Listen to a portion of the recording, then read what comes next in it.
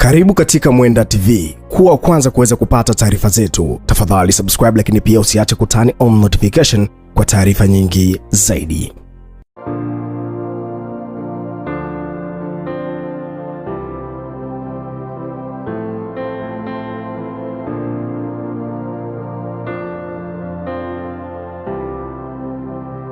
Lakini pole kwa ndugu zangu. Bwana Yesu asifiwe. Ndugu mtazamaji unaniangalia kila mahali ulipo, ninakusalimu katika jina la Bwana wetu Yesu Kristo, aliye ngome, kimbilio, msaada wetu. Ninazidi kulikuza na kulinua jina la Bwana wetu Yesu Kristo aliye mtakatifu, Mungu wa matendo makubwa, asiweza kushindwa na lolote na yeyote na chochote. Ninazidi kuwashukuru ninyi ambao mnajitokeza kwa ajili ya kusambaza jumbe zetu. Niseme tu kwa wale ambao wanao share, ambao wanao subscribe, ambao wanao comment, ambao wanao like, amani ya Kristo Bwana wetu ipate kuwa na ninyi kila wakati na kila dakika. Na ni kwako wewe unajitokeza kwa sababu ya kuupload video hizi katika channel yako.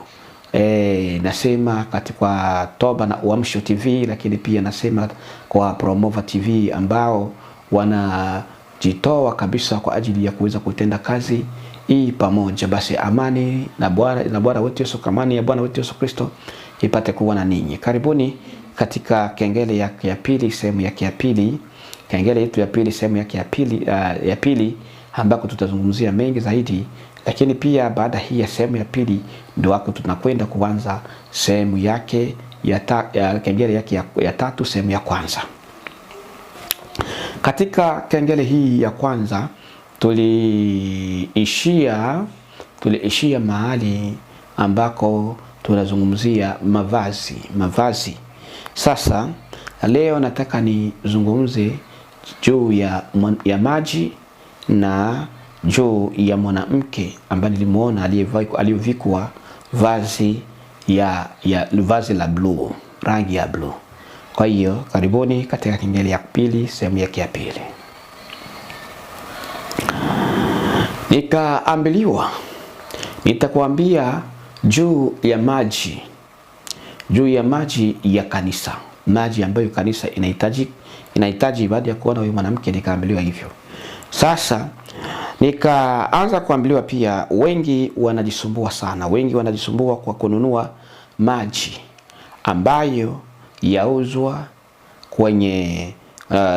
yauzwa na kuwekwa kwenye machupa ama kwenye makontena fulani dogo, halafu yanawekwa na expiry date. Ni maji ambayo yanauzishwa ndani ya makanisa ambayo wanapoyanywa haya maji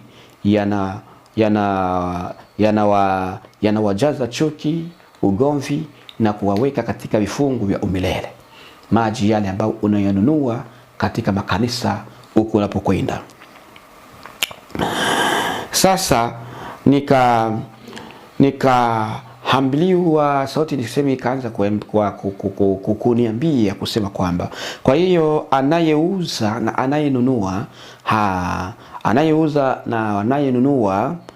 anayenunua maji kwa kuzani anapata nguvu zangu, yuko nyuma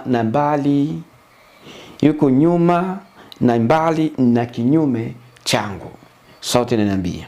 Baada ya hapo nikaona huyu mwanamke tena amevikwa vazi nyeupe, ambalo uweupe huu ulikuwa wa viwango vikubwa, uweupe wa kweli kabisa ambao niliona.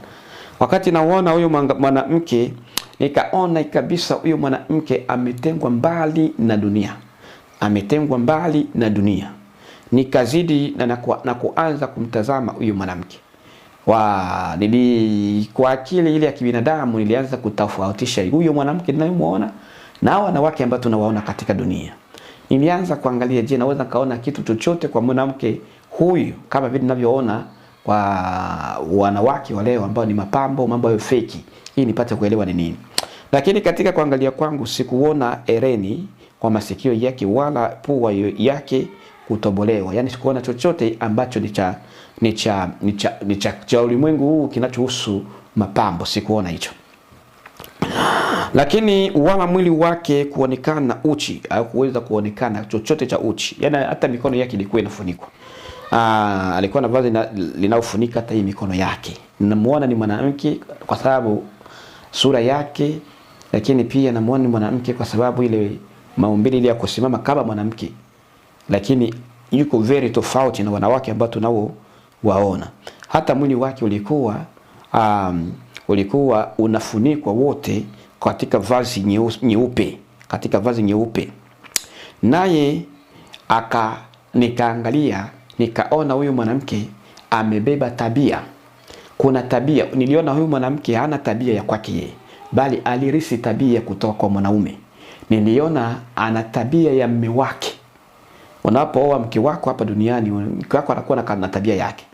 Lakini huyu mwanamke nilimuona sasa anaolewa. Nilimuona na nikajua anaolewa, na nikaona tabia ya huyu mwanamke ya kwamba huyu mwanamke ameolewa na tabia yake ila ana tabia ya kurisi kutoka kwa nani? Kwa mume wake. Baada ya hapo nikaona sasa mwanaume wa mavazi naye meupe. Huyu mwanaume ambaye nilimuona akiwa juu angani kwa mavazi meupe, huyu ndo akasimama, akawa anasema nami, akaniambia, huyu unayemuona ni mke wangu. Huyu unayemuona ni mke wangu. Tazama alivyo. Nikawa natazama, tazama alivyo. Hana ila wala waa yoyote ndani ya mwili wake, hana ila wala waa lolote, naye amenunuliwa kwa bei ya thamani sana. Ndivyo kuona mlio. Baada ya hapo nikaona ya picha sasa inanijia, kwa sababu nilianza kuona mwanamke huyo, lakini before sikuweza kuona ama kujua huyu mwanamke ana maana gani.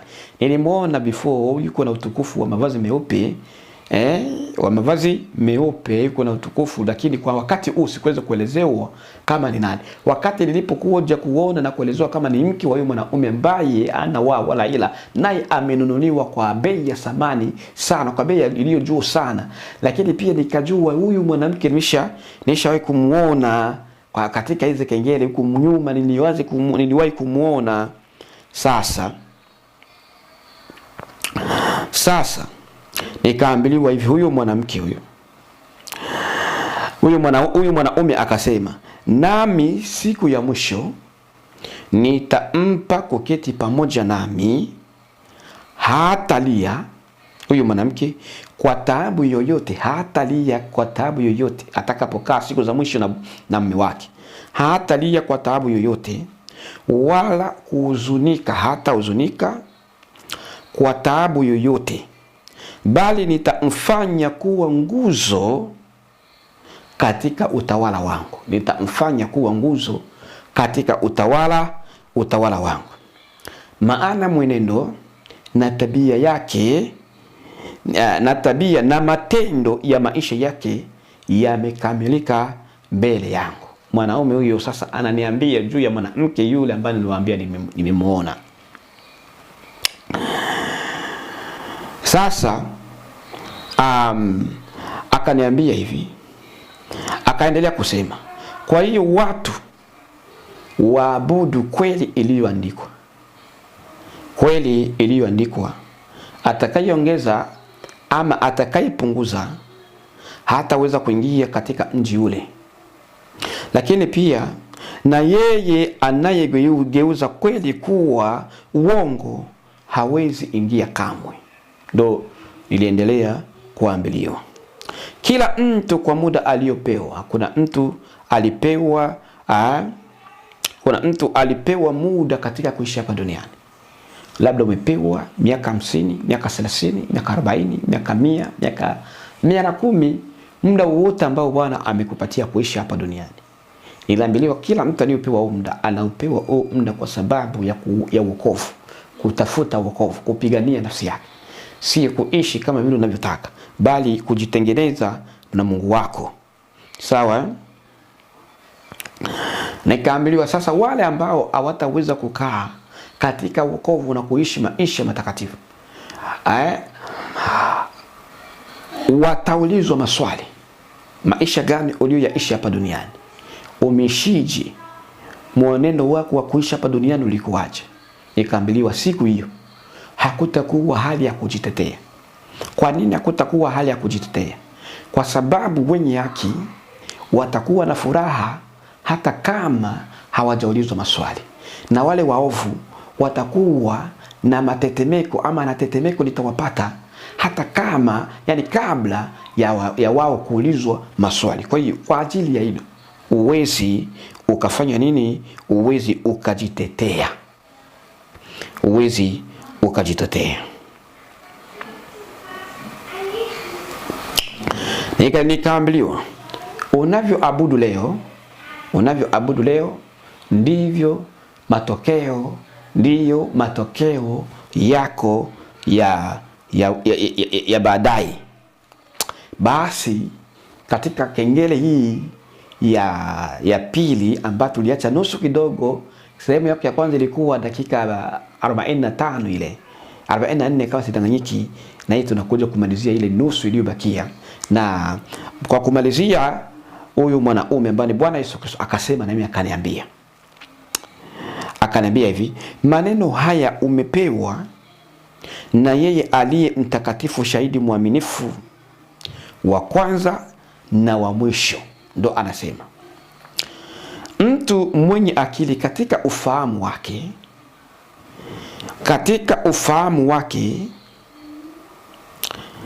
kufahamu kwake, naye ayatambue maneno haya. Lakini mtu mpumbavu katika hazina yake atavuna madhara. Hiyo ndiyo kengele ya pili na sehemu yake ya pili, ambayo ilikuwa fupi, lakini si fupi kivile. Ina ujumbe nzito ambayo inakuhimiza na kusimama kuweza kuishi kama vile Bwana anavyotaka.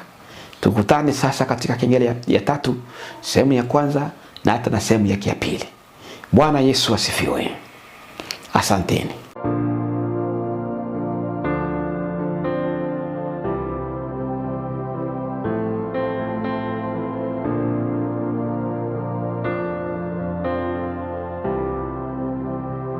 Lakini pole kwa ndugu zangu wa Kongomani.